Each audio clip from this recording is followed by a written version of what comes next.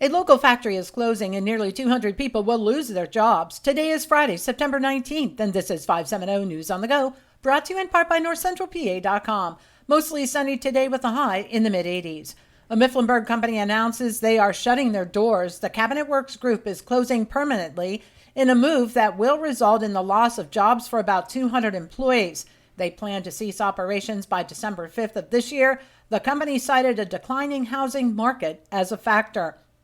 A 17-year-old boy was found deceased in his Columbia County home on Thursday morning. Police said the death was an isolated incident and the investigation is ongoing.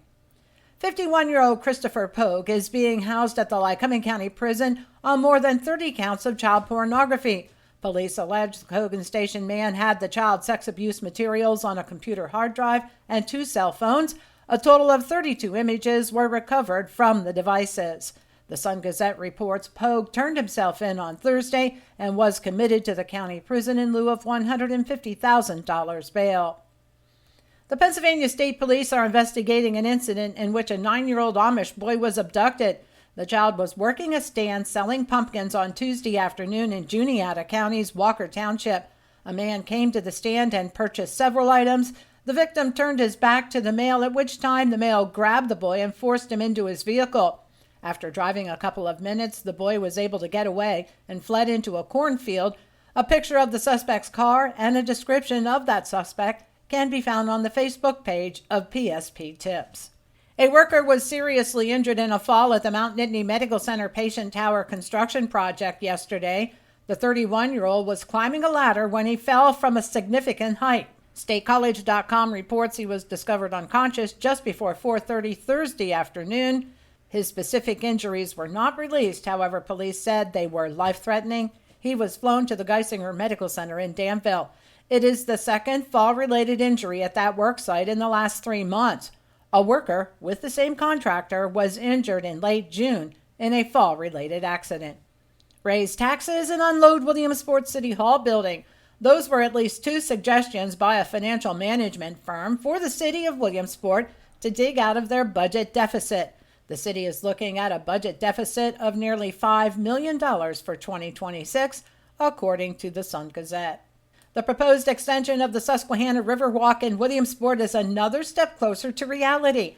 An easement on the trail was recently approved by Williamsport Council. The easement is needed for future grant funds, according to the Sun-Gazette. The extension will run from Maynard Street behind Penn College to 3rd Street in Elm Park. The trail will split there, with one section going toward the Susquehanna State Park, the other into Old Lycoming Township to the Lycoming Creek Bikeway.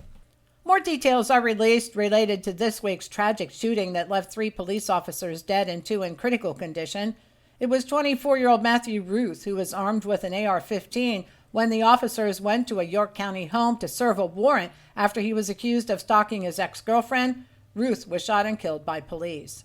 The Bloomsburg Fair begins today. It's Fair Preview Day. As part of the week of food and fun, a commemorative Liberty Bell will be unveiled next week.